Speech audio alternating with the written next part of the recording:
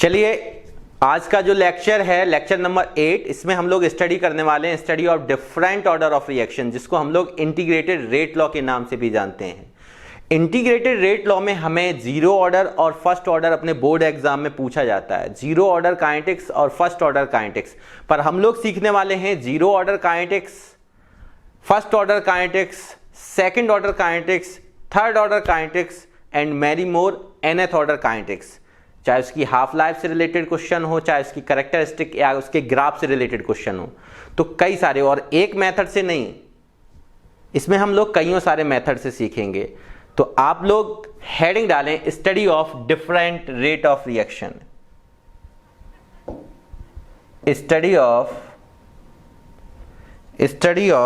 Different order of reaction.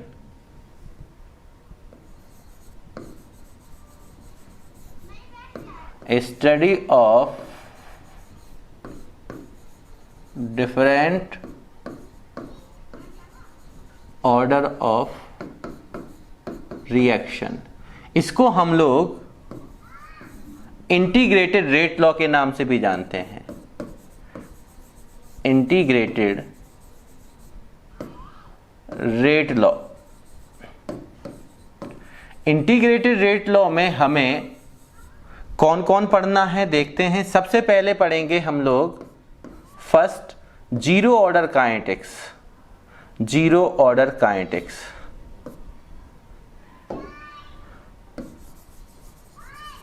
Zero order kinetics, zero order kinetics बोल दो या zero order reaction बोल दो। जीरो ऑर्डर रिएक्शन, सबसे पहले जीरो ऑर्डर रिएक्शन क्या कौन सी होती हैं? ऐसी रिएक्शन जिनका रेट जो है वो इंडिपेंडेंट होता है initial concentration of the reactant पे।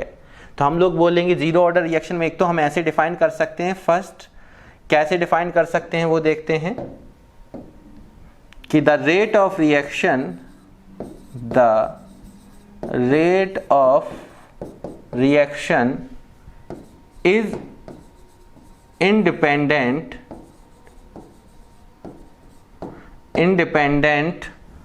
on initial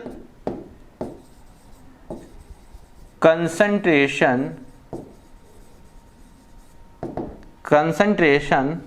of reactant। पहले हमने क्या बोला, जो रेट ऑफ रिएक्शन होती है जीरो ऑर्डर के लिए, for the zero order the rate of reaction is independent on the initial concentration of the reactant. Reactant की इनिशियल कंसंट्रेशन में डिपेंड नहीं करता है। या हम इसको दूसरे वे से भी डिफाइन कर सकते हैं। सपोज करो हम इसको ऐसे भी डिफाइन कर सकते हैं, यहां पे आप और करके ऐसे ही बोल सकते हो। क्या बोल सकते हो? The rate of reaction, the rate of reaction is directly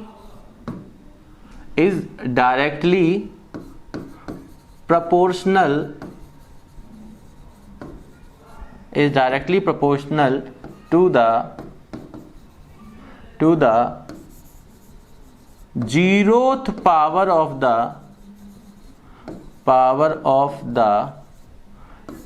concentration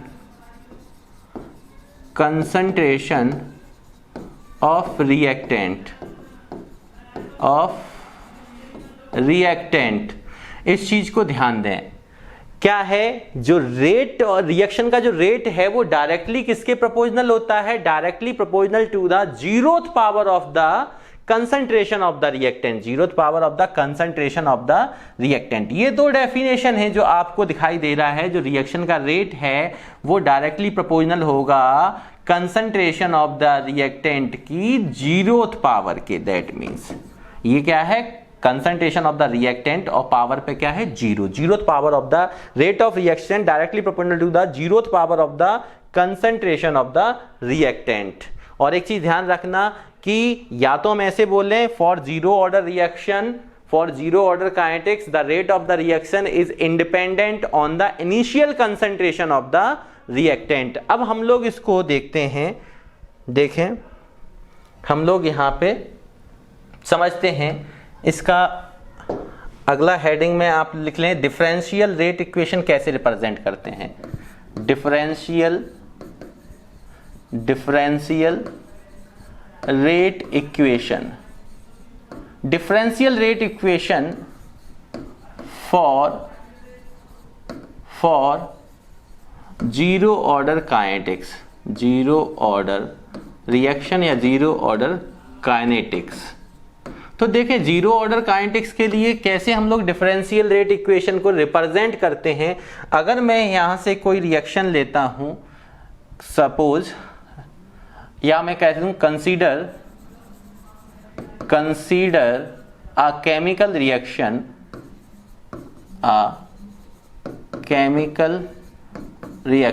और रिएक्शन मैंने मान ली सपोज करो A से A गिव्स प्रोडक्ट। A कोई हमारा क्या है, रिएक्टिंग स्पीशीज है, रिएक्टेंट है। तो A गिव्स प्रोडक्ट, यहाँ पे जो A है, जो ये A है वो हमारा रिएक्टेंट है। तो डिफरेंशियल रेट इक्वेशन क्या होता है आप समझ लें। अगर मैं रिएक्टेंट के लिए बात करूं तो यहां पे रेट क्या होगा, रेट। तो रिएक्टेंट के लिए हम लोग रेट को कैसे लिख सकते थे, माइनस साइन के द्वारा रिप्रेजेंट करते थे डिसएपरियंस को। और अगर मैं बात करूं, चाहे इंस्टेंटेनियस एवरेज की बात नहीं चल रही, रेट की बात चल रही, चाहे आप डेल्टा से करें या चाहे आप डी से करें, तो यहां पे हम लोग किसके लिए बात करेंगे, पर्टिकुलर किसी टाइम पे लेके चलेंगे। इनिशियल कंसंट्रेशन होगी तो टाइम जीरो पे लेके चलेंगे, तो पर्टिकुलर टाइम की बात हो रही, तो यहाँ पे ज्यादातर हम कोशिश करेंगे किसको लेके चलेंगे, हमेशा और हमेशा instantaneous rate of reaction, that means D में यूज करेंगे हम इसको, डी ओवर डी टी। ठीक, अब यहां पे कंसंट्रेशन किसका होगा, रिएक्टेंट ए का। तो ये रेट को रिप्रेजेंट कर रहा है, इस चीज को आप ध्यान दें। तो यहां पे मैं लिख सकता हूं कि जो रेट होता है रिएक्शन का वो डायरेक्टली प्रोपोर्शनल किसके होता है, zeroth power of the concentration of the reactant. तो यहां पे मैं रेट को कैसे रिप्रेजेंट कर सकता हूं, minus D A over D T. ये किसको रिप्रेजेंट कर रहा है, रेट ऑफ द रिएक्टेंट। ये डायरेक्टली प्रोपोर्शनल किसके होता है, कंसंट्रेशन ऑफ द रिएक्टेंट की जीरोथ पावर के डायरेक्टली प्रोपोर्शनल होता है। अभी मैंने बताया था ये क्या है मेरा रेट, रेट डायरेक्टली प्रोपोर्शनल किसके है, zeroth power of the concentration of the reactant. अब यहां से देखें, अगर मैं इसको ऐसे करके लिखूं, रेट डिफरेंशियल रेट है ये, this is differential rate, differential rate, differential rate. अब डिफरेंशियल रेट में है क्या कि यहां पे हम लोग इसको, जो बच्चे मैथ के वो तो कैलकुलस में डिफरेंशिएशन पढ़ते हैं, और जो बच्चे बायो के हैं वो भी फिजिक्स में मैथमेटिकल कॉन्सेप्ट जब पढ़ाया जाता है 11th में, पहला चैप्टर है आपका, तो वहां पे सर ने आपको डिफरेंशिएशन इंटीग्रेशन की बात बताई होगी। और अगर किसी बच्चे को डिफरेंशिएशन इंटीग्रेशन में प्रॉब्लम है, जो बेसिक्स हैं, जैसे मेरे में जो यूज हो रहा है मैं उनकी बात कर रहा हूं, जो मैथ में यूज होता है ब्रॉडली मैं उसकी बात नहीं कर रहा हूं, मैं बेसिक कॉन्सेप्ट्स की बात कर रहा हूं। अगर आपको आज के लेक्चर में थोड़ा दिक्कत आती है तो मैं नेक्स्ट लेक्चर तभी बताऊंगा जो इससे रिलेटेड है, जब आप कमेंट बॉक्स में ये लिख के बता देंगे कि हाँ हमें इंटीग्रेशन और डिफरेंशिएशन का एक लेक्चर आप पढ़ा दीजिए, तो मैं पढ़ा दूंगा नेक्स्ट लेक्चर में। पर फिलहाल मैं कोशिश, मेरी समझ में ये है कि आपने फिजिक्स में, जो बच्चे बायो के उन्होंने फिजिक्स में या मैथ वाले भी फिजिक्स में पढ़ चुके होंगे, और जो बच्चे 12th में आ चुके उनके पास कैलकुलस में है डिफरेंशिएशन और इंटीग्रेशन, तो उन्होंने पढ़ा होगा। तो डिफरेंशियल रेट इक्वेशन, डिफरेंशिएशन पढ़ते थे ना, डी ओवर डी एक्स, मतलब क्या बोलते थे, differentiation with respect to time या differentiation with respect to x, d over d x को हम लोग बोलते हैं differentiation with respect to x. तो यहाँ डिफरेंशिएशन किसके रिस्पेक्ट में करें, टाइम के रिस्पेक्ट। यहाँ पे हमें मैथ नहीं पढ़ना, अभी हमें ध्यान ये देना कि ये रेट को रिप्रेजेंट कर रहा है, और रेट डायरेक्टली प्रोपोर्शनल इसके, और प्रोपोर्शनलिटी का साइन हटाएंगे तो यहाँ पे एक प्रोपोर्शनलिटी कांस्टेंट आएगा, और यहाँ पे क्या आ जाएगा, ए की पावर 0। तो this is our differential rate equation, या मैं इसको ऐसे भी लिख सकता हूं।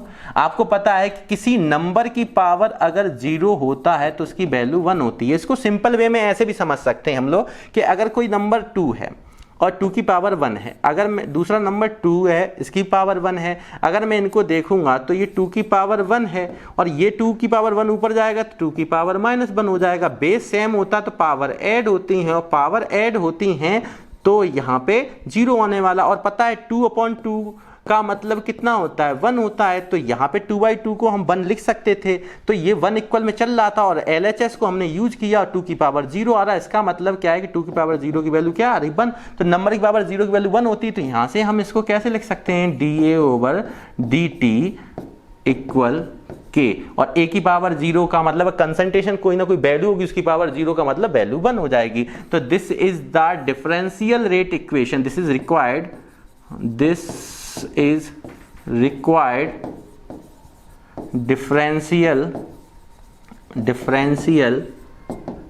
differential rate equation for zero order reaction या काइनेटिक्स। अब ये किसके लिए है? दिस इज फॉर दिस, ये किसके लिए differential rate equation? Only for the reactant. This differential rate equation is valid only for the reactant. ये किसके लिए है? रिएक्टेंट के लिए। अगर मैं बात करूं फॉर रिएक्टेंट, अगर मैं बात करूं, मैं कहूं फॉर प्रोडक्ट, तो प्रोडक्ट के लिए आप लोग कैसे यूज करेंगे बताएं मेरे को।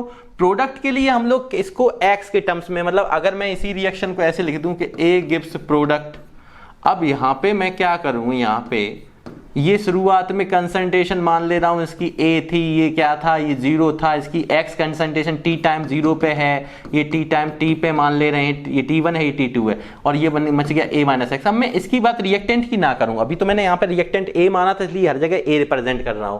तो प्रोडक्ट के लिए मैं इसकी बात कर लूं, मैं एक्स से रिप्रेजेंट कर ले रहा हूं, तो चेंज इन कंसंट्रेशन में, तो यहाँ पे जो रिएक्टेंट, यहाँ पे मैं इसको कैसे रिप्रेजेंट करूंगा? For product dx/dt directly proportional to the concentration. अब रिएक्टेंट की कंसंट्रेशन आपको देखनी है, तो रिएक्टेंट की कंसंट्रेशन यहां पे आपको देखनी है, तो यहां पे टी टाइम पे x है, तो यहां पे a माइनस एक्स की पावर 0 होगी, तो ये dx/dt इक्वल के a माइनस एक्स की पावर 0, और यहां पे dx/dt और यहां पे इक्वल क्या आ जाएगा k। तो इन टर्म्स ऑफ प्रोडक्ट आपको ये चीज जीरो ऑर्डर के लिए कैसे दिखाना, ये चीज आपको ध्यान रखनी है। चाहे आप डिफरेंशियल रेट इक्वेशन को रिएक्टेंट के टर्म्स में दिखा सकते हैं, या डिफरेंशियल रेट इक्वेशन को प्रोडक्ट, क्योंकि प्रोडक्ट के टर्म्स में यहाँ पे क्या चलता है, हमेशा प्लस साइन चलता है, तो उसको दिखाने की जरूरत है नहीं है। तो ये क्या है हमारा differential rate equation for zero order reaction. अब मैं आगे आपसे बात करूंगा calculation of rate constant for zero order kinetics, पर उसके भी कई सारे तरीके हैं। पहले हम लोग फर्स्ट मेथड का यूज करते हैं, देखते हैं। आगे हेडिंग लिखेंगे हम लोग, आप देखें। अगर मैं बात करूं, अगली हेडिंग आप लोग लिखते चलिए, कैलकुलेशन ऑफ रेट कांस्टेंट। यहां से ध्यान देना, ये आपके बोर्ड एग्जाम में भी ड्राइव करवा लेते हैं। रेट कांस्टेंट, एस पे डिपेंडेंट क्वेश्चन भी आ जाता है। Rate constant for zero order kinetics. तो देखें यहां पे, इसको समझ लेते हैं हम लोग, क्या है ये। तो देखिए जीरो ऑर्डर के लिए मैं मान ले रहा हूं consider a chemical reaction, consider a chemical reaction. बात को समझें, अगर मैंने रिएक्शन को ही कंसीडर कर ली, मान लो ए गिव्स प्रोडक्ट, जरूरी नहीं है आप ए गिव्स प्रोडक्ट ही लिखें, आप वहां पे कोई रिएक्शन पी गिव्स क्यू लिख सकते हैं, ए गिव्स बी लिख सकते हैं, ए प्लस बी गिव्स सी लिख सकते हैं। पर फिलहाल मैं सिंपल वे से केवल समझना जा रहा हूं, इसलिए स्टार्टिंग है तो हम लोग एक सिंपल रिएक्शन लेते हैं। अब मान लो इनिशियली T1 टाइम जो है वो 0 सेकेंड का है, मतलब जब रिएक्शन स्टार्ट नहीं हुई, तब अभी मेरे पास इसकी इनिशियल कंसंट्रेशन जो है वो क्या है मेरे पास। सपोज करो मैंने मान लिया इनिशियल कंसंट्रेशन है A0 रिएक्टेंट की, और प्रोडक्ट उस समय टी टाइम 0 पे क्या है, 0। सेकेंड टाइम हमने लिया T सेकेंड बाद, हमने देखा आफ्टर T सेकेंड, ये इनिशियली है, ये इक्विलिब्रियम पे, या मैं बोल सकता हूं इनिशियली और आफ्टर T टाइम। तो T टाइम बाद हमने देखा कि प्रोडक्ट के X मोल बन गए हैं, और अभी ये बचा है मेरे पास A, कुछ इसके मोल बन गए, उसके बाद जो बचा कुचा है वो क्या है मेरे पास, कंसंट्रेशन। अब यहां पे जो A0 है, ये A जो नोट मैंने लिखा दिया, this is the initial concentration, initial concentration of reactant A, and ये जो रिप्रेजेंट कर रहा है, ये फाइनल कंसंट्रेशन को रिप्रेजेंट कर रहा है, final concentration of reactant A. तो इनिशियल कंसंट्रेशन और फाइनल कंसंट्रेशन। अब मैं अभी यहां पे जो पहला मेथड यूज करने वाला हूं, जो मैं यहां पे फर्स्ट मेथड यूज करने वाला हूं, ये फर्स्ट मेथड मैं आपको बता रहा हूं। इसके मैं चार मेथड आपको सिखाऊंगा। कैलकुलेशन ऑफ द काइनेटिक या calculation of the rate constant of zero order. हर किसी ऑर्डर के लिए मैं उसका अगर रेट कांस्टेंट को आपको कैलकुलेट करना, उसके 4 मेथड सिखाऊंगा और ये भी बताऊंगा पेपर में आपको कौन सा करके आना है। आप चारों में से कोई भी करके आ सकते हैं, पर बोर्ड एग्जाम में क्या है ना कि कुछ आपके ऐसे मतलब कि इसमें रेट कांस्टेंट के जो कैलकुलेशन है उसमें से एक ऐसी कैलकुलेशन है जो बोर्ड एग्जाम के जब टीचर पेपर का चेक करते हैं, कापियां चेक करते हैं, तो उनको भी उनके सॉल्यूशन में वो डिस्ट्रीब्यूट की जाती हैं। तो अभी बुक्स में कौन सा हम लोग देखते हैं और किस किस मेथड से हम इसको कर सकते हैं वो अभी आपको पता चलेगा। अगर मैं पहले मेथड की बात करूं तो मैं केवल और केवल रिएक्टेंट के लिए बात करना चाहता हूं। फॉर रिएक्टेंट ये जो मैं यूज कर रहा हूं वो ओनली फॉर रिएक्टेंट के लिए कर रहा हूं।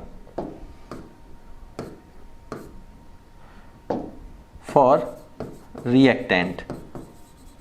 तो रिएक्टेंट के लिए अगर मैं आपसे कहूं कि रेट क्या होगा, रेट की मैं बात करूं, अभी मैं बता चुका था कि रेट को हम लोग कैसे लिख सकते थे। अभी मैंने आपको बताया था, अगर मैं इसकी बात करूं कि जो रेट होता है वो डायरेक्टली प्रोपोर्शनल होता है कंसंट्रेशन ऑफ द रिएक्टेंट की पावर 0। मतलब rate of the reaction directly proportional to the 0th power of the concentration of the reactant. अब ये रेट को हम रिएक्टेंट के टर्म्स में कैसे कर सकते हैं, इन टर्म्स ऑफ रिएक्टेंट। अगर मैं बात करूं यहां पे इस चीज को यहां ना लेके मैं यहां पे लिखता हूं in terms of reactant। तो रिएक्टेंट हमारे पास A है और रेट A की टर्म्स में अगर मैं लिखूंगा तो कैसे लिखूंगा, D over D T, minus में डिसएपरियंस को रिप्रेजेंट करना है यहाँ पे, और ये चलेगा इक्वल साइन लगाऊंगा, ये तो रेट को रिप्रेजेंट कर दिया, इक्वल साइन लगाऊंगा, रेट कांस्टेंट आएगा और A की power 0th power of the concentration of the reactant, और रिएक्टेंट मेरे पास A है। अभी इनिशियल फाइनल कंसंट्रेशन से मतलब नहीं है अभी। तो यहां पे अगर मैंने इसको देखा तो बताइए यहां पे क्या आने वाला है, माइनस का D A over D T, और यहां पे क्या आ जाएगा के, और ए की पावर 0 मतलब कंसंट्रेशन की पावर 0 है, तो यहां पे नंबर की पावर 0 की वैल्यू 1 आती है। अब मैं इसको ऐसे भी लिख सकता हूं, माइनस डी ए इक्वल के इंटू डी टी। अगर मैं यहां पे बात करूं तो यहां पे हमें इंटीग्रेशन थोड़ा बहुत आना चाहिए, इसलिए मैं आपसे कह रहा था कि इंटीग्रेशन डिफरेंशिएशन आपको आता है तो अच्छी बात है, और नहीं आता है जिन बच्चों को कमेंट बॉक्स में लिख के दें कि किन किन बच्चों को ये चीज इंटीग्रेशन और डिफरेंशिएशन नहीं आते, जो बेसिक्स आपके यहां पे यूज होंगे, मैं उनको बता के चलूंगा, सिखाने की कोशिश करूंगा। अगर आप बताते हैं कमेंट करके तो मैं नेक्स्ट वीडियो लेक्चर में उसको प्रोवाइड कराता हूं। यहां पे आपको मैं छोटी सी जानकारी फिर भी दे रहा हूं। मान लो कि अगर किसी बच्चे को पता है, तो आपको पता है कि अगर मेरे पास डिफरेंशिएशन या इंटीग्रेशन की मैं बात कर रहा हूं तो यहां पे अभी मेरे पास इंटीग्रेशन यूज होने वाला है। तो dx का जो इंटीग्रेशन होता है, मतलब dx यहां पे लिखा है, इसका मतलब समझ गए, यहां पे कांस्टेंट 1 है, 1 इंटू dx, इसकी वैल्यू होती है x प्लस इंटीग्रेशन कांस्टेंट, आई का मतलब इंटीग्रेशन कांस्टेंट। ये क्योंकि इनडेफिनिट इंटीग्रल है, ये कैसा है, इनडेफिनिट इंटीग्रल, तो इंटीग्रेशन बोल सकते हैं, इंडेफिनिट इंटीग्रल। तो ये मेरे पास इंडेफिनिट इंटीग्रल है, और ये मेरे पास जो है यहां पे ये जो है वो हमारे पास क्या है, इंटीग्रेशन कांस्टेंट। ये क्या है, इंटीग्रेशन कांस्टेंट। इंटीग्रेशन कांस्टेंट का यूज हम लोग कहां कर रहे हैं, इनडेफिनेट में। पर अगर ये डेफिनेट होती, डेफिनेट इंटीग्रल कैसा होता है, जैसे मैंने ये इंटीग्रेशन का साइन है और यहां पे मैंने कोई लिमिट ली, मान लो ये a है और ये मान लो b है, तो जब हम लोग लिमिट, ये लोअर लिमिट कहलाती है। मैं इन चीजों को आपको, अगर आपको नहीं पता है ये छोटी छोटी बातें, जो बच्चे बायो के हैं उनको ही दिक्कत होगी, मैथ वाले बच्चे कहीं ना कहीं मैथ में पढ़ लेते हैं, जब वो कैलकुलस इंटर में पढ़ते हैं तो उनको पढ़ाई जाती है, फिर भी अभी तक नहीं, आप 12th में आ गए और अभी आपकी कैलकुलस नहीं स्टार्ट हो पाई, या आप बायो के हैं, आपने भी फिजिक्स में उतना ध्यान नहीं दे पाया किसी कारणवश, तो आप बता सकते हैं, ठीक है, अपर लिमिट। तो मैं इसको नेक्स्ट वीडियो लेक्चर में प्रॉपर वे में बता दूंगा। तो ये डेफिनेट इंटीग्रल है, ये कैसा है, डेफिनेट इंटीग्रल। तो डेफिनेट इंटीग्रल में क्या होगा, इंटीग्रल, तो यहां पे हमारे पास क्या होगा कि अभी जैसे मैंने ये लिखा था dx, तो यहाँ पे डेफिनेट इंटीग्रल में यहाँ पे इंटीग्रेशन कांस्टेंट का यूज नहीं करते हैं, ठीक है। जैसे मैंने यहाँ लिखा है, आपको मैं बता दूं कि यहाँ पे आपको थोड़ा सा ध्यान रखना है कि dx का इंटीग्रेशन अभी मैंने बताया कितना होता, अगर यहाँ 1 है तो ये x, और यहाँ पे इंटीग्रेशन कांस्टेंट का भी यूज करते हैं। अब कुछ लोग c से यूज कर लेते हैं, हम इंटीग्रेशन कांस्टेंट को i से यूज कर लेते हैं, आप c से भी यूज कर सकते हैं, कांस्टेंट है। तो अगर इसका x होता है प्लस इंटीग्रेशन कांस्टेंट, बात समझना, तो बताओ अगर मैं dt लिखूंगा तो उसका क्या होगा, t प्लस इंटीग्रेशन कांस्टेंट। अगर मैं इसी जगह पे dA लिखूंगा तो क्या होगा, a, ये क्या होगा, a प्लस इंटीग्रेशन कांस्टेंट। मतलब इन चीजों को आप ध्यान दें, मैं क्या बताना चाह रहा हूं यहां से, ये देखें। तो इसका मतलब आप समझ लें, यहां पे इसका मतलब आप समझ लें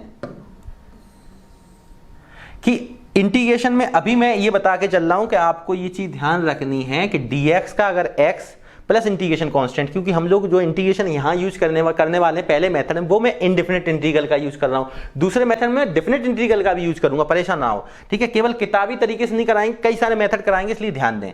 तो यहां पे dx का इंटीग्रेशन अगर x होता है तो dA का क्या हो जाएगा, a, dt का क्या हो जाएगा, t, प्लस उसके साथ इंटीग्रेशन कांस्टेंट। माइनस जो लगा है वो वहां लगा रहने दीजिए, जो माइनस लगा है वो लगा रहने दीजिए। अब dA को अगर मैं इंटीग्रेशन लेता हूं, अगर मैं इंटीग्रेशन लेता हूं, क्या लिखेंगे, टेकिंग, यहां पे टेकिंग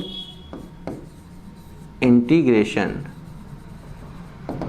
ऑन बोथ साइड, ध्यान दें, ऑन बोथ साइड। अगर दोनों तरफ इंटीग्रेशन लेते हो, अगर दोनों तरफ इंटीग्रेशन लेते हो तो यहां पे ध्यान दें, मैं नेक्स्ट पे ले जा रहा हूं, या आपको छोटी सी जानकारी, अगर मैं यहीं इंटीग्रेशन करना चाहूं, आप इस चीज को देख लें एक बार, फिर मैं नेक्स्ट पेज पे पहुंचूंगा, ठीक है। तो यहां पे मैं नेक्स्ट पेज कर रहा हूं, तो मेरे पास क्या आया था, माइनस का dA, और यहां पे चल रहा था dt। एक बार पीछे वाले पेज को देख लेते हैं, माइनस का dA equal k dt, equal यहां पे माइनस का dA माइनस का dA इक्वल k dt। ध्यान देना, ये तो कांस्टेंट है, प्रोपोर्शनलिटी कांस्टेंट, तो इंटीग्रेशन लेना, तो ये मैंने इंटीग्रेशन ले लिया। तो यहां पे इंटीग्रेशन dA का हो रहा माइनस जैसा चल रहा वैसे ही, और इंटीग्रेशन dA का क्या मैंने बताया अभी, a, जैसे dx का x होता है तो dA का a, ठीक है। अब यहां पे आपकी बात आई कि k कांस्टेंट है, k dt का क्या हो जाएगा, t, और क्योंकि यहां भी इंटीग्रेशन कांस्टेंट आता है, यहां भी इंटीग्रेशन कांस्टेंट आता है, और एक कांस्टेंट को दूसरे कांस्टेंट की साइड ले जाते, कांस्टेंट माइनस कांस्टेंट करो या कांस्टेंट प्लस कांस्टेंट करो, कोई ना कोई कांस्टेंट आ रहा है। तो मान लो यहाँ c1 लिया था, यहाँ c2 लिया था, और इधर जाके हमने एक नया इंटीग्रेशन कांस्टेंट यहाँ लेके चलें, किसी एक साइड ले लो आप। यहाँ पे इसका इंटीग्रेशन देखा तो dA का a, dt का t, और k कांस्टेंट था, वैसे ही रख दिया इंटीग्रेशन कांस्टेंट। ये इक्वेशन हमने क्या डाल दी, फर्स्ट।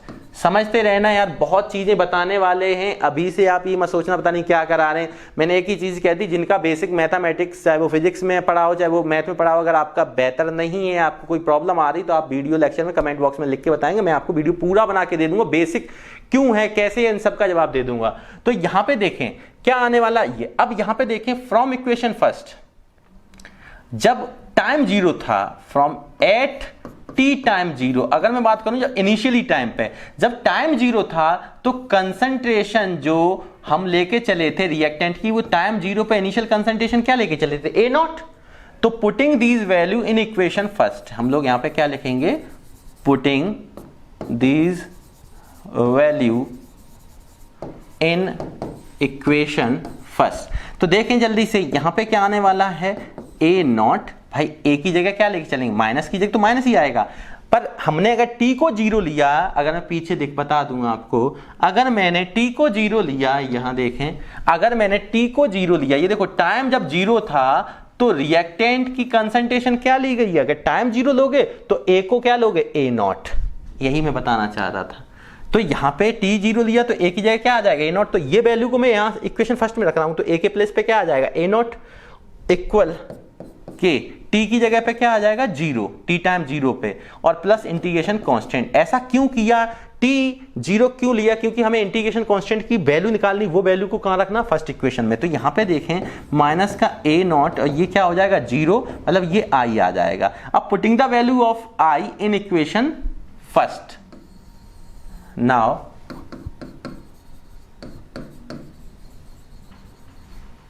putting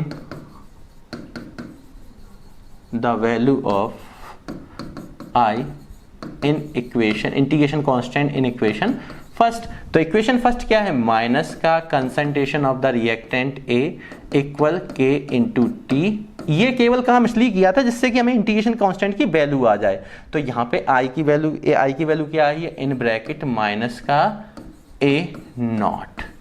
अब जब ये माइनस प्लस आप करेंगे तो यहाँ पे A equal K into T, minus plus minus, और ये आया A नॉट। अब क्या करेंगे, हम इनिशियल कंसंट्रेशन को भी इधर ले आओ, कंसंट्रेशन एक साइड कर ले, तो A नॉट की वैल्यू जब इधर आएगी तो क्या आएगी, प्लस का A नॉट माइनस का A इक्वल क्या आ जाएगा, K टी। अब यहां से मुझे रेट कांस्टेंट को कैलकुलेट करना था, तो रेट कांस्टेंट को आप अलग कर लीजिए और करके लिख दें। रेट कांस्टेंट को यहीं रखा, टी को इधर लाएंगे तो टी किस में आएगा, 1 में आ जाएगा। और ये चीज हमें जैसे लिख रही है, initial concentration of the reactant minus final concentration of the reactant. इस चीज को हम लोग किसी बॉक्स में बंद करके बता दे रहे हैं, this is the rate constant for zero order reaction, this is the rate constant for zero order of reaction in terms of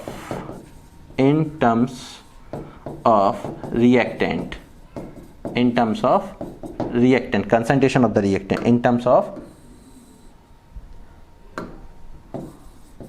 concentration of the reactant। इन चीजों को आप ध्यान देना, मैंने कैसे इसको बताया है। इसका हम लोग देखेंगे सेकंड मेथड। क्या देखने वाले हैं, सेकंड मेथड। मतलब इसको आपने कर लिया, चलिए मैं सेकंड मेथड की ओर बढ़ता हूं। अब मैं बताने वाला हूं आपको सेकंड मेथड। सेकंड मेथड में क्या करना है, आपको कुछ नहीं करना है। देखिए फर्स्ट मेथड जैसे आपने किया था वैसे ही करना है। कंसीडर कर लेना है कोई रिएक्शन A गिव्स प्रोडक्ट। मैं थोड़ा जल्दी में चलूंगा क्योंकि वहां पे हम ये चीज करके आ चुके हैं। इनिशियल कंसंट्रेशन को A नॉट लिया था, फाइनल A थी, ये टाइम 0 पे थी, T1 0 सेकंड पे, T2 हमारा T सेकंड था, और शुरुआत में ये 0 ये X, इससे कोई अभी मतलब भी नहीं, प्रोडक्ट साइड से मतलब नहीं, क्योंकि मैं प्रोडक्ट के टर्म्स में रिप्रेजेंट ही नहीं कर रहा हूं, वो थर्ड और फोर्थ हम लोग करेंगे। अब हम लोग यहाँ पे क्या करना है, रेट अगर मैं लिखता हूं रेट ऑफ द रिएक्शन, तो रेट हम लोग रहते थे, रेट को वो डायरेक्टली प्रोपोर्शनल होता था रिएक्टेंट कंसंट्रेशन की पावर 0, और रेट को हम लोग रिएक्टेंट के टर्म्स में कैसे लिख सकते थे, माइनस का D concentration of A over D T equal में आता के कंसंट्रेशन ऑफ ए की पावर 0। और यहां से आप देखते थे यहाँ पे हमें क्या मिलता था, डी टी, और यहाँ पे के, ये 1 हो जाता था। यहां से हम लोग क्या करना स्टार्ट करते थे, माइनस का डी ए, और यहां पे हमारे पास आता था के इंटू डी टी। ये डिट्टो चीज पीछे कर चुके हैं, मुझे सेकंड मेथड में कितना चेंज करना मैं वो बताना चाहता हूं। अब जो इंटीग्रेशन ले रहे हैं, यहां पे लिखते थे taking integral on both side. तो यहां पे इंटीग्रेशन जब लेंगे तो ध्यान देना, माइनस का डी ए और यहां पे के इंटू dt, ये इंटीग्रेशन साइन लिया। मैं यहां पे यूज कर रहा हूं जो इंटीग्रल वो डेफिनेट होने वाला है, वहां मैंने इनडेफिनेट का यूज किया था। अब डेफिनेट का यूज करेंगे मतलब यहां पे इंटीग्रेशन कांस्टेंट का जिक्र नहीं आएगा। तो ऐसे में इंटीग्रेशन कांस्टेंट जो पहले देखते हैं कैसे हम लोग डेफिनेट इंटीग्रल का यूज करेंगे। तो डेफिनेट इंटीग्रल का यूज करने के बाद हमें कितना स्टेप फायदे हो सकते हैं। देखो पहला मेथड में इंडेफिनिट इंटीग्रल था, इसको जैसे ये लिखा है डी को मैं इंटीग्रेशन ए लिखा था और इसका टी लिखा था, फिर इंटीग्रेशन कांस्टेंट लगाया था। अब अगर डेफिनेट इंटीग्रल का यूज करेंगे तो वहां पे इंटीग्रेशन कांस्टेंट का रिक्वायरमेंट नहीं होगा, ठीक है, क्योंकि होल नंबर में वैल्यू प्राप्त होने वाली है। अब यहां पे देखते हैं ऐसे में क्या लेंगे हम यहाँ पे। तो मैंने कहा था डेफिनेट इंटीग्रल की पहचान क्या है कि लोअर लिमिट और हायर लिमिट लेनी पड़ती है। और यहां पे जैसे मान लो मैंने लिखा था dx, तो इसका इंटीग्रेशन हम लोग क्या करते थे, dx का क्या होता था x, और हायर लिमिट और लोअर लिमिट का यूज कैसे करते, लोअर लिमिट सबस्क्रिप्ट में, हायर लिमिट सुपरस्क्रिप्ट में। और यहां पे हम जो यूज किया करते हैं वो higher limit minus lower limit के टर्म्स में इसको सॉल्व किया करते हैं इंटीग्रेशन में। ये क्या है, हायर लिमिट, और ये क्या है, लोअर लिमिट, ठीक। तो higher limit minus lower limit करके हम इसका यूज किया करते हैं। तो वही चीज देखते हैं अब इंटीग्रेशन में हमारे पास एक्चुअल में इसको कैसे करेंगे कि इनिशियल कंसंट्रेशन यहां पे लेंगे, क्या है हमारे पास ए नॉट, और फाइनल कंसंट्रेशन क्या है मेरे पास, ये इनिशियल कंसंट्रेशन है, ठीक है, IC लिख दे रहा हूं, और ये फाइनल कंसंट्रेशन है, FC लिख दे रहा हूं, ठीक है। अब यहां पे टाइम को देखिए तो इनिशियल टाइम क्या था 0 और फाइनल टाइम क्या था t, ध्यान रखना। अब हमें डीए की इंटीग्रेशन क्या, पहले तो माइनस की जगह माइनस लगा दो, डीए का इंटीग्रेशन क्या होता है, डीए का इंटीग्रेशन अभी मैं बता चुका हूं a, और यहां पे हमारे पास क्योंकि स्क्वायर ब्रैकेट में कंसंट्रेशन को रिप्रेजेंट किया, वैसे मैथ में आप स्क्वायर ब्रैकेट पर ही लोअर और हायर लगाते हैं, पर क्योंकि यहाँ पे कंसंट्रेशन को हम स्क्वायर ब्रैकेट से कर चुके हैं इसलिए हम लोग लिमिट्स को क्या कर रहे हैं, एक अलग ब्रैकेट कर्ली ब्रैकेट लेके चल रहे हैं। तो यहाँ पे इनिशियल कंसंट्रेशन है और यहाँ पे हायर लिमिट, मतलब पहले आपको इंटीग्रेशन डीए की वैल्यू a और लोअर और हायर इंटीग्रेशन का यूज कर लेना, इक्वल के टाइम के लिए dt का क्या होता है t। अब यहां पे तो कंसंट्रेशन का साइन नहीं आया तो आप नॉर्मली ऐसे कर सकते हैं स्क्वायर ब्रैकेट, तो यहां 0 यहां t। अब इसको सॉल्व करते हैं, सॉल्व करने के लिए आप देखें कैसे सॉल्व करेंगे। अगर मैं इस चीज को यहां सॉल्व कर लूं तो देखें यहां पे क्या है, कैसे सॉल्व करना बताया था मैंने, higher limit minus lower limit, मतलब यहां पे higher limit minus lower limit की जाती है। तो a की प्लेस पे a रखेंगे कुछ पता नहीं चलेगा, वैसे a की जगह पे a ही आ जाएगा, पर कुछ और भी तो वैल्यू हो सकती है, तो अभी तो यही चलाना है अपने को। माइनस क्या आएगा यहाँ पे, हायर लिमिट मतलब कंसंट्रेशन ऑफ ए, जहां लिखा था वहां कंसंट्रेशन ए की जगह ए ही आ रहा है, minus lower limit, lower limit रखेंगे तो अब इसकी ए की जगह पे ए नॉट वाली वैल्यू आ जाएगी, ए नॉट, मतलब हमने यहां पे क्या यूज कर लिया, higher limit minus lower limit, equal यहां पे देखते हैं के टाइम पे भी देख लो, यहां पे कैसे लिखना है, टाइम पे देख लो, यहां पे अगर मैं टाइम की बात करूं तो यहां पे कैसे लिखेंगे, हायर लिमिट t की जगह t आ रहा है इसलिए पता नहीं चल रहा है, माइनस लोअर लिमिट तो टाइम 0। अब इसको सॉल्व करते हैं, माइनस का जब अंदर साइन मल्टीपल होगा अंदर तो नेगेटिव चीज जब पॉजिटिव हो जाएगी, पॉजिटिव चीज नेगेटिव होने वाली है, तो नेगेटिव ये हो जाएगा माइनस का a और माइनस माइनस ये प्लस का a नॉट आने वाला, ये k t माइनस 0 t आ जाएगा और k t का मल्टीप्लाई ये हो गया। यहाँ पे हमने क्या देखा कि हमें इंटीग्रेशन कांस्टेंट की जरूरत भी नहीं होती है, यहाँ पे इंटीग्रेशन कांस्टेंट नहीं होता है जब सॉल्व करते हैं तो, ठीक है। अगर यही इंटीग्रेशन हमने dx लिखा होता तो हम वहाँ x भी लिखते थे और इंटीग्रल कांस्टेंट भी लेते थे, जबकि ये डेफिनेट में ये इंडेफिनेट इंटीग्रल है, ये डेफिनेट इंटीग्रल है, डेफिनेट इंटीग्रल लोअर लिमिट और हायर लिमिट होने की वजह से यहाँ पे कहीं इंटीग्रेशन कांस्टेंट की रिक्वायरमेंट नहीं है। तो यहाँ पे हमें क्या होने वाला, अब अगर मैंने इसको देखा थोड़ा सा तरीके से तो अब यहाँ से k की वैल्यू निकाल लो, तो k यहीं रहने दिया, t को इधर लाएंगे तो 1/t हो जाएगा, और यहाँ पे देखा तो प्लस की चीज को पहले लिख लो a नॉट और ये है माइनस का a। आप देखो जैसे हम पहले मेथड में निकाल के आए थे, जैसे हम पहले मेथड में यूज करके रेट कांस्टेंट की वैल्यू निकाल के लाए थे फॉर जीरो ऑर्डर काइनेटिक्स के लिए, वो भी यही आई थी, आप चेक करने के लिए देख सकते हैं। ये देखिए 1/t a not minus a, यहाँ पे इंटीग्रेशन कांस्टेंट की वैल्यू निकालनी पड़ी थी हमें, ये स्टेप्स इतना स्टेप तो उसमें भी आया, पर यहाँ पे हमने वहाँ पे लिमिट यूज की है, यहाँ पे लिमिट यूज नहीं करनी पड़ी, ठीक है। तो ध्यान रखना ये सेकेंड मेथड है आपका, देख लें एक बार, आपने इसको देख लिया, बोले चले थर्ड मेथड की ओर। इस मेथड पे थोड़ा ध्यान देना है, इस मेथड पे थोड़ा सा ध्यान देना है, ये अपना थर्ड मेथड है। क्या कलर दिख रहा है, चलिए थर्ड मेथड, ये हमें इस पे थोड़ा स्टार बना लें क्योंकि इस वे से हमें बुक्स में दिया जाता है और जनरली टीचर इसी मेथड से सॉल्व भी करते हैं। और होता यूं है कि जब कापियां चेक की जाती हैं तो जो सॉल्यूशन मिलता है टीचर्स को उसमें भी इसी मेथड से कराया गया है, मतलब उसी मेथड से उसमें सॉल्यूशन में दिया जाता है। तो यहाँ पे आपको ध्यान देना, ये मेथड सिंपल इसलिए लगने वाला है कि थोड़ा सा वहाँ पे कंसंट्रेशन ए नॉट वगैरह यूज करते हैं, यहाँ पे प्रोडक्ट के टर्म्स में। अब हम लोग जो रेट कॉन्स्टेंट को कैलकुलेट कर रहे हैं, कैलकुलेशन यहाँ पे हम लिख सकते हैं थर्ड मेथड किस लिए हम यूज कर रहे हैं, कैलकुलेशन ही चल रही है, किसकी कैलकुलेशन, फॉर रेट कांस्टेंट के इन टर्म्स ऑफ प्रोडक्ट। अब मैं बात कर रहा हूं इन टर्म्स ऑफ प्रोडक्ट के टर्म्स में देखें, वहां पे रिएक्टेंट के टर्म्स में मैंने किया था पहले मेथड में बाय द इंडेफिनिट इंटीग्रल और दूसरे मेथड में बाय द डेफिनेट इंटीग्रल। यहां भी हमें प्रोडक्ट के टर्म्स में करना, पहले इंडेफिनिट इंटीग्रल का यूज करके और फिर डेफिनेट इंटीग्रल का यूज करके, इस तरीके से 4 मेथड हो जाएंगे। अब देखो यहां पे क्या होने वाला है, मैं यहां लिख ले रहा हूं कंसीडर केमिकल रिएक्शन। तो इस चीज को ध्यान दें, यहां पे क्या ध्यान देना है आपको कि मेरे पास मान लो रिएक्शन है A gives product, A gives product. अब यहां पे आपको क्या ध्यान देना वो समझ लें कि यहां पे time, initial time t equal 0 second पे हमने मान लिया कि रिएक्टेंट की कंसंट्रेशन A मोल है। कितनी मोल? A मोल। और शुरुआत में प्रोडक्ट कितना बना? 0 मोल। अब after t time, after t second क्या हुआ? इसके x मोल बन गए प्रोडक्ट के, x मोल, ठीक है। तो ये x मोल बना, तो ये रिमेनिंग कितना रहा? A माइनस x मोल। इस तरीके से आप बहुत सारी चीजें पढ़ चुके होते हैं, इसलिए आपको ये चीज आसान लगने वाली है।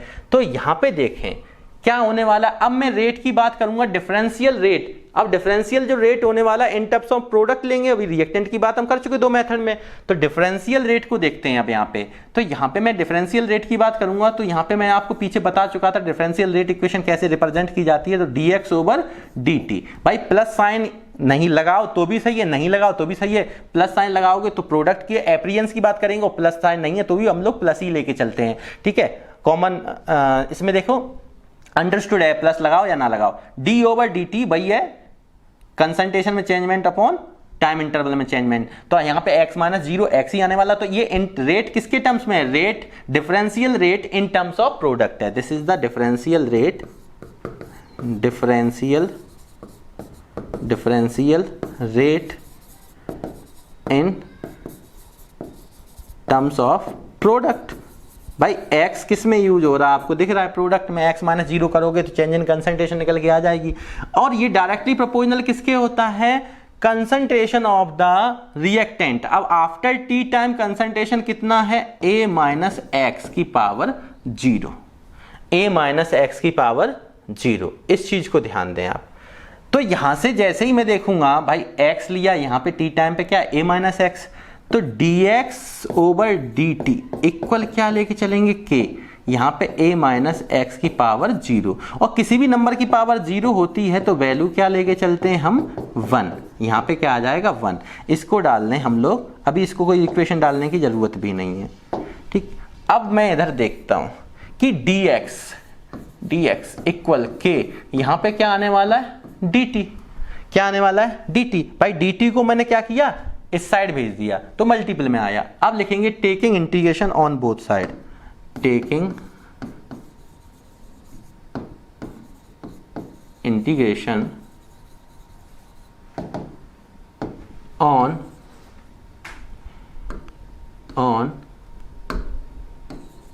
Both side.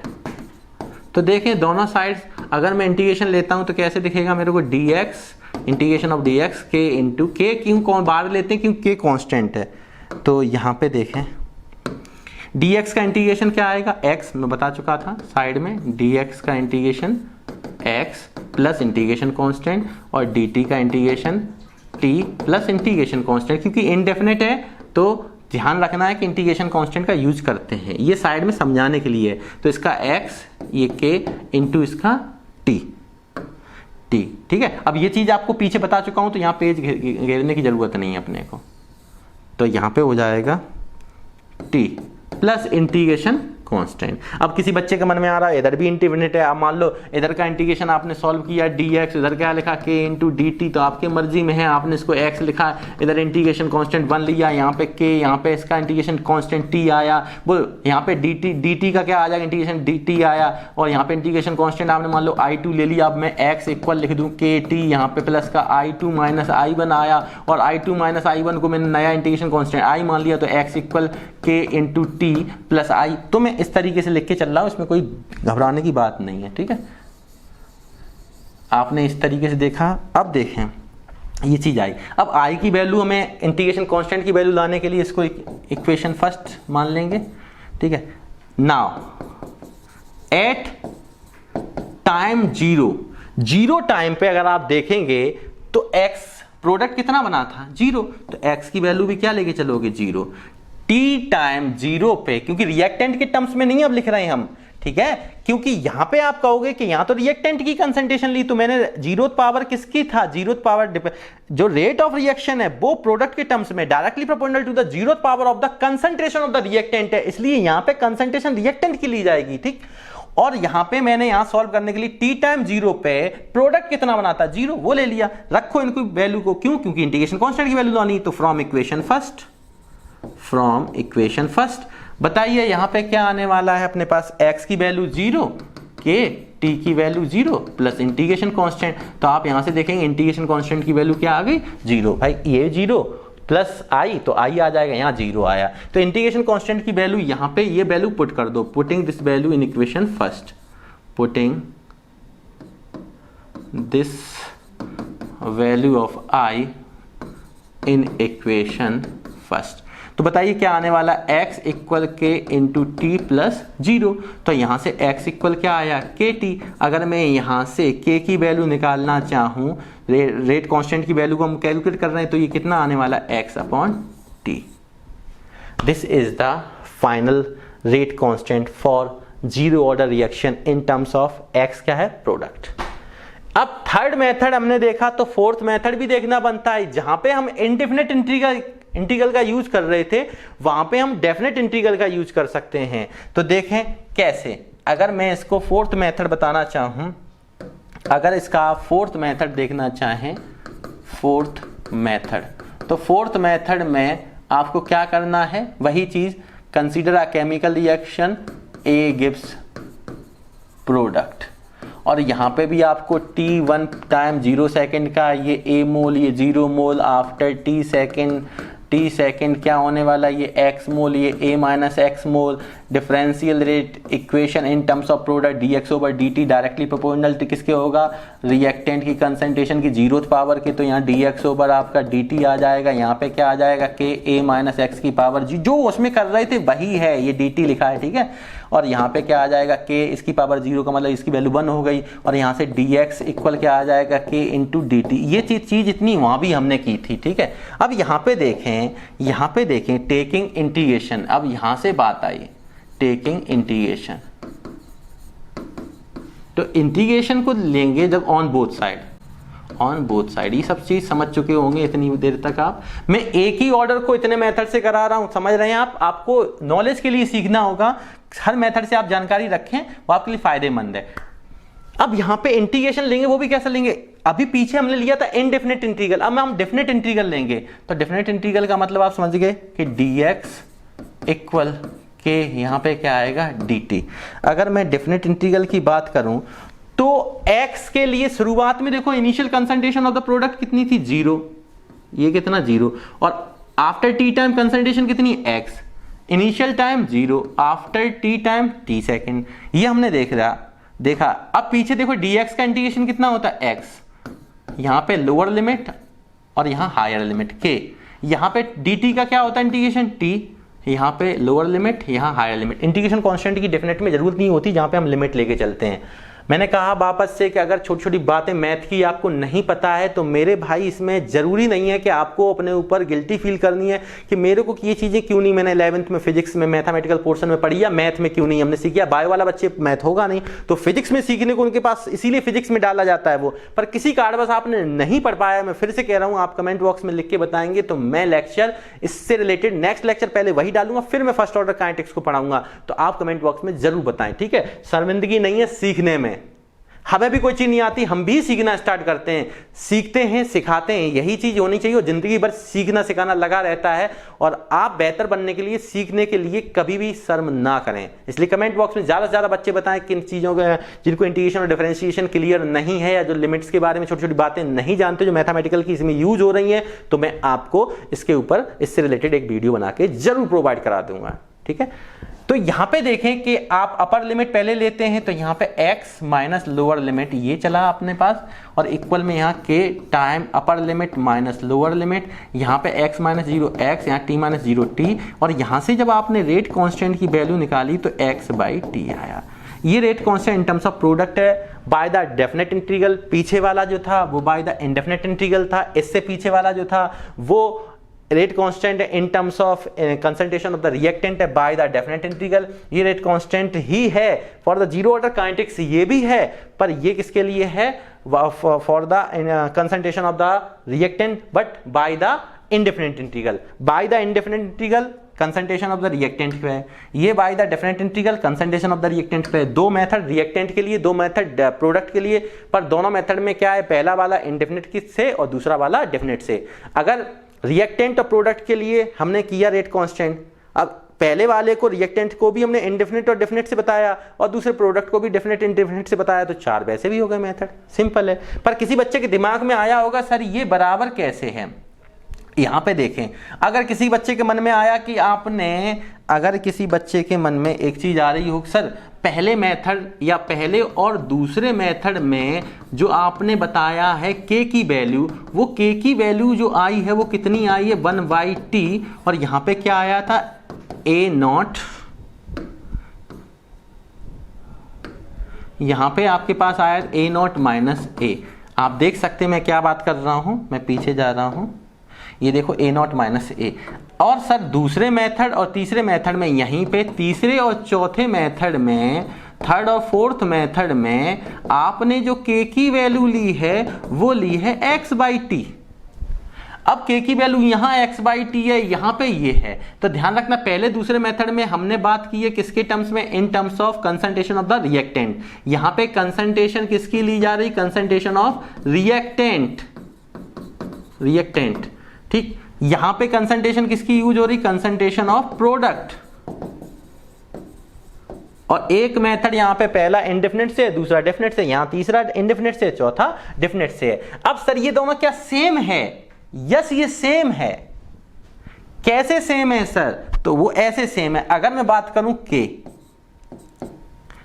आप मेरे को बताइए इनिशियल कंसंट्रेशन, अगर मैं आपसे कहूं इनिशियल कंसंट्रेशन यहां पे कितनी है रिएक्टेंट की, देखो रिएक्टेंट की वहां पे जो a नॉट माना था वो क्या है, यहां पे a, प्रोडक्ट के लिए देख बात कर रहे हैं, तो फोर्थ मेथड में देखो a नॉट की वैल्यू कितनी a, तो यहां पे 1/t तो ऐसे ही रख दो इन ब्रैकेट, a नॉट की जगह पे क्या आ सकता है, in place of a naught we will use a minus a। Final concentration यहां रिएक्टेंट की कितनी है a माइनस एक्स, तो माइनस का a माइनस एक्स, समझना बात को, तो ये 1/t। आप इसको देखें a माइनस माइनस जब अंदर जाएगा तो प्लस वाला माइनस में, माइनस वाला प्लस में हो जाएगा, तो यहां से a से a कैंसिल होगा। बेटा आपके पास ये 1/t चल रहा था, यहाँ पे 1/t, यहाँ पे जो चल रहा है आपका, यहाँ पे आपके पास ये आया तो 1/t, यहाँ पे देखें 1/t और यहाँ ब्रैकेट में क्या बचा x, ये k की वैल्यू, इसका मतलब यहाँ पे k की वैल्यू क्या आई x/t, वही चीज यहाँ लिखी है। अरे क्लियर हुआ कि नहीं, उम्मीद है क्लियर हो चुका होगा। मैं एक बार पेज दिखाता चल रहा हूं, आप देखते चलें शुरू से। जिन बच्चों ने किसी कारणवश पॉज करके लिख नहीं पाया हो या स्क्रीनशॉट भी ले सकते हैं। तो यहां से पहले हमने स्टडी रेट की differential order of reaction integrated और रेट लॉ क्या होता है, पहले जीरो ऑर्डर के लिए चलाया। जीरो ऑर्डर में बताया कि रेट ऑफ द रिएक्शन जो होता है वो किस पे डिपेंड करता है, इंडिपेंडेंट किस पर होता है, initial concentration of the reactant पे, initial concentration of the reactant. और यहाँ बताया जो रेट ऑफ रिएक्शन होता है वो डायरेक्टली प्रोपोर्शनल किसके होता है, zero power of the concentration of the reactant. और इस चीज को हमने जीरो ऑर्डर के लिए देखा, पहले डिफरेंशियल रेट इक्वेशन कैसे रिप्रेजेंट करते हैं रिएक्टेंट के लिए, प्रोडक्ट के लिए देखा। उसके बाद हमने पहला मेथड बताया जिससे कैलकुलेट कर रहे हैं रेट कांस्टेंट को, रिएक्टेंट के टर्म्स में किया, पहले इंडेफिनिट इंटीग्रल का यूज किया, फिर डेफिनिट इंटीग्रल का यूज किया, फिर हमने थर्ड मेथड में यहाँ पे किसका यूज किया, प्रोडक्ट की रिएक्टेंट की कैलकुलेशन रेट कांस्टेंट की चल रही पर इन टर्म्स ऑफ प्रोडक्ट किया, पहले इंडेफिनिट इंटीग्रल से किया, फिर यहाँ पे हमने डेफिनिट इंटीग्रल से किया। और यहां तक आपको चीजें क्लियर हो चुकी होंगी उम्मीद करता हूं। तो मैं केवल इतना कहना चाहूंगा आपसे कि फाइनली आज हमने ये सीखा कि जो रेट होता है, रेट कांस्टेंट को जीरो ऑर्डर के लिए, फॉर जीरो ऑर्डर के लिए हमने सीखा differential rate equation, differential rate equation, ठीक है, differential rate equation in terms of reactant, in terms of reactant and in terms of product। और ये आपने जीरो ऑर्डर की मैं बात कर रहा हूं, तो यहाँ पे रिएक्टेंट और के टर्म्स में और यहाँ पे रिएक्टेंट के टर्म्स में क्या लिखा था, माइनस के डी ओवर डी टी, और यहाँ पे इक्वल के, और यहाँ प्रोडक्ट के टर्म्स में D x over D T, और यहाँ पे के। इस तरीके से हमने देखा। उसके बाद यहाँ माइनस प्लस भी यहाँ दिखा सकते हो, नहीं भी दिखा सकते। डिफरेंशियल रेट इक्वेशन के बाद हमने order of zero order kinetics, order of kinetics के बारे में, ऑर्डर ऑफ काइनेटिक्स में आपने जीरो ऑर्डर काइनेटिक्स में हमने जो सीखी है वो चीज़ क्या सीखी ऑर्डर काइनेटिक्स में, काइनेटिक्स। तो यहाँ पे हमने आपको एक चीज़ बताई है क्या, कि आपके 4 मेथड से हम लोग कैलकुलेट कर सकते हैं। क्या किसका सीखा है, कैलकुलेशन ऑफ रेट कांस्टेंट के। अब पहला मेथड, दूसरा मेथड किसके लिए था, रिएक्टेंट के लिए। Third method and fourth method जो था वो किसके लिए था, प्रोडक्ट के लिए।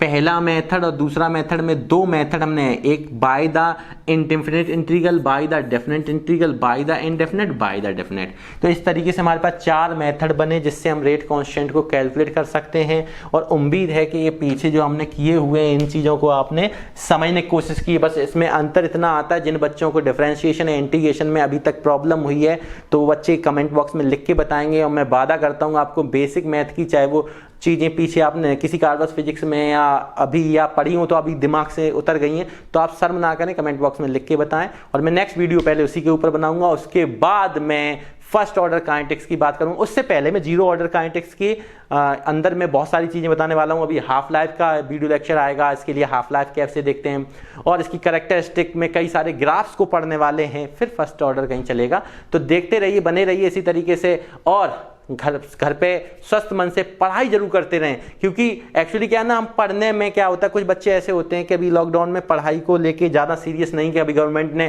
देखो शिक्षा के क्षेत्र में वो ध्यान देने वाले भी नहीं है। आपको ये लगे कि आपका बोर्ड एग्जाम का पेपर नहीं होगा तो आपसे बड़ा बेवकूफ़ कोई नहीं है, तो ये बुरा लगे तो लग जाए यार, अपने को कोई फर्क नहीं पड़ना है। जो बच्चे पढ़ रहे हैं अच्छी बात है, जो बच्चे नहीं पढ़ रहे हैं बहुत अच्छी बात है, क्योंकि वैसे भी नौकरियां दे नहीं रहे हैं वो लोग, ठीक है। तो आप बेरोजगार रहना चाहते हैं, आप रहिएगा। अब सीख लिया है तो आप कहीं भी स्टैंड कर सकते हैं, कहीं भी खड़े हो सकते हैं। तो मैं केवल इतना ही कहना चाहूँगा कि एक बार इस साल आप 2 जोड़ी कपड़े कम खरीदें, पर पढ़ाई पर ज़्यादा ध्यान दें, अपनी बुक्स को, चाहे वो प्रॉपर वे में। कई सारे लोग आपके लिए ऑनलाइन बहुत कम फीस में एप्लीकेशन के जरिए कैसे भी बहुत सारे लोग पढ़ा रहे हैं। तो जो बच्चे जुड़ना चाहें, जैसे अपने को पूरा कैंप, आज तो ये मैंने यूट्यूब पर भी डल जाएगा, पर हो सकता है फर्स्ट ऑर्डर का यूट्यूब पर ना डले। तो आपको जिन बच्चों को सीखना है, या मैं सेकंड ऑर्डर, थर्ड ऑर्डर और nth ऑर्डर तक ले जाऊंगा, बहुत सारी चीजें इसमें बताने वाला हूं, ठीक है।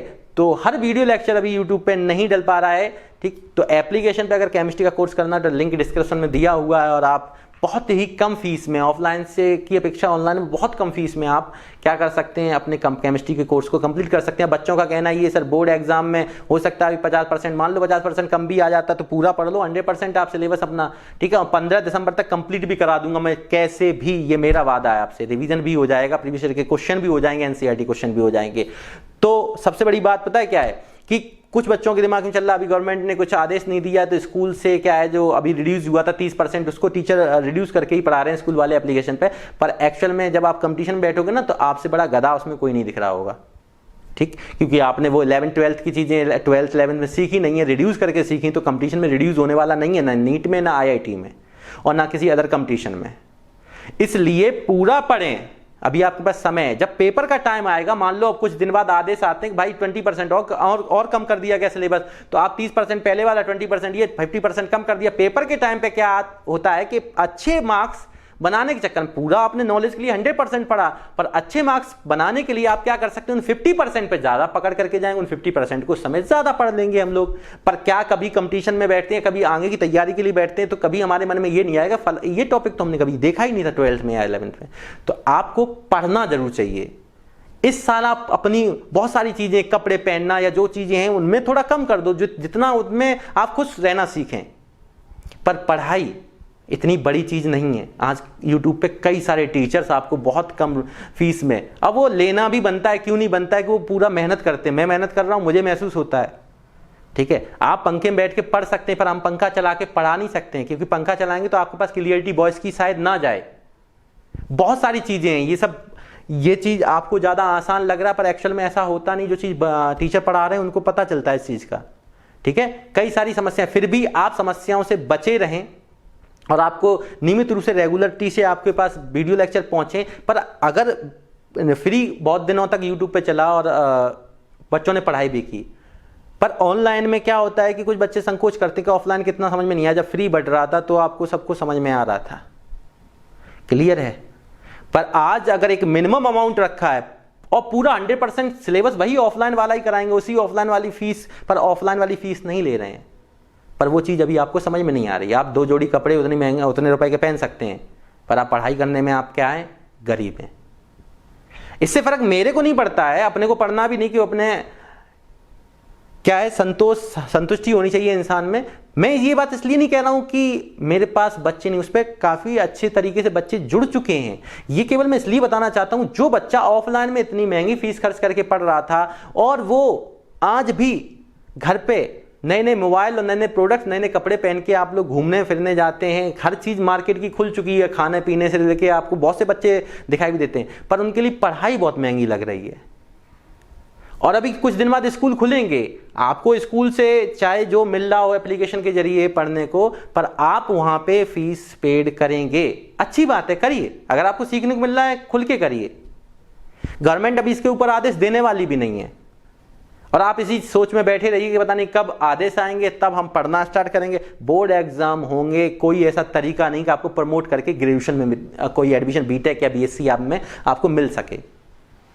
मेरी बात आप समझ रहे हैं? तो पढ़ना चालू कर दें, चाहे आप किसी से भी पढ़ें, इससे फर्क नहीं पड़ता है, पर सीखना चालू रखें। सीखना अपना जितना भी है फुल फोकस पढ़ाई पे लगा दो, मजा आएगा। ठीक है, पढ़ाई करने वाले जो हैं, जो बच्चे पढ़ाई कर रहे हैं नियमित रूप से, और वो जरूरी नहीं आपको कहीं से सीखने को मिल रहा है फ्री में, आप फ्री सीख सकते हैं। वो एक छोटा सा अमाउंट इसलिए लिया गया जिससे बच्चा रेगुलरिटी से वीडियो देखेगा, उसका कुछ खर्च होता है ना, तो लगता है उसको कि यार पढ़ना चाहिए। खर्च नहीं हुआ तो आज नहीं सही, आज मैं कोई वेब सीरीज या मैं कोई मूवी खत्म करूंगा ना, डाटा 1.5 GB डाटा ही तो है मेरे पास जियो में, वो पढ़ाई कहाँ करेगा? उसको आधे घंटे के लेक्चर से ज्यादा लेक्चर में उसकी आंखें खराब भी हो सकती हैं, उसकी कई सारी समस्याएं आ सकती हैं, प्रॉब्लम्स वो कई सारी क्रिएट कर लेता है जब पढ़ाई करता है, तब आंखें भी वीकनेस हो सकती है मोबाइल से। पर वही मोबाइल चला के वो 3 घंटे की मूवी देखता है तो उसको कोई फर्क नहीं पड़ना है। बहुत सारी चीजें प्रॉब्लम्स क्रिएट कर लो या उनका कोई सॉल्यूशन ढूंढ लो, ये आप पे डिपेंड कर रहा है। आपका जैसा नजरिया है ना, वैसी नजरों से आप देख सकते हैं दूसरे को। तो मैं आपसे कहना चाहूंगा कि अपना नजरिया बदलें और पढ़ाई पे विधिवत रूप से प्रॉपर नोट्स बना के कहीं ना कहीं किसी जरिए से आप पढ़ाई अपनी स्टार्ट रखें और A to Z सिलेबस को करें। किसी रिड्यूस सिलेबस की ओर ना भागें, कोई चीज आप पे जोर नहीं देगा, कोई आपकी शिक्षा पे जोर नहीं देगा, ना कोई केंद्र सरकार ना कोई राज्य सरकार। मैं फिर से कह दे रहा हूं, लास्ट में जाके कह देंगे पेपर होगा, इतना रिड्यूस कर दिया, बच्चा भी खुश कि 10 में से 3 चीजें ही तो आ रही हैं। 7 चीजें जो अभी नहीं पढ़ी वो जिंदगी में आपको बेरोजगार बना के आपके घर में रखेंगी। और ऐसा कि वो बेरोजगार एक उसको भी बोलते हैं कि वो गवर्नमेंट जॉब के पीछे अगर यार कोई वैकेंसी नहीं निकल रही, अरे तुम में हुनर भी तो होना चाहिए खड़े होके कुछ ना कुछ करने का। बहुत सारे लोग हैं जो गवर्नमेंट जॉब नहीं कर रहे हैं, क्या प्राइवेट करके वो अच्छा नहीं कर रहे हैं, पर वो सीखे हुए तब कर रहे हैं। आपने तो 7 अभी छोड़ दिया था, 70% या 30% 40% रिव्यू करके, और आगे भी ग्रेजुएशन किसी तरीके से आपने कर ली, नॉलेज के लिए पढ़े नहीं, तो गवर्नमेंट जॉब के रहे नहीं, प्राइवेट के भी आप हो नहीं, और रहे भी तो कहीं किसी का फ्यूचर खराब करते रहोगे। बहुत सारी चीजें ऐसी हैं जो दिल में कहने को मन करता है आपसे, पर मैं कह नहीं पा रहा हूं अभी ऑनलाइन में, क्योंकि वीडियो लेक्चर ज्यादा बड़ा हो जाएगा तो इसको देखने में प्रॉब्लम आएगी आपको, ऑफलाइन में नहीं आती थी ना। तो जिन बच्चों को ये चीजें समझ में आ रही हैं, ठीक है, तो बेसिक मैथ के लिए अगर आपको लगता है कि मुझे वीडियो बनानी चाहिए तो आप कमेंट बॉक्स में लिख के दें। प्यारे बच्चों, घर पे मेहनत करके पढ़ते रहियो। मेहनत करके अगर आप पढ़ते हैं तो पक्का है कि आपका बोर्ड एग्जाम भी अच्छा होगा और जिंदगी का बड़ा लक्ष्य भी आप आसानी से हासिल कर सकते हैं।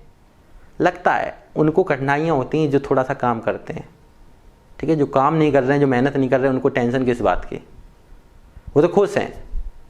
तो घर पे स्वस्थ मन से बस पढ़ते रहें और मिलते हैं नेक्स्ट वीडियो में। तब तक के लिए जय हिंद, जय भारत, खुश रहो हमेशा।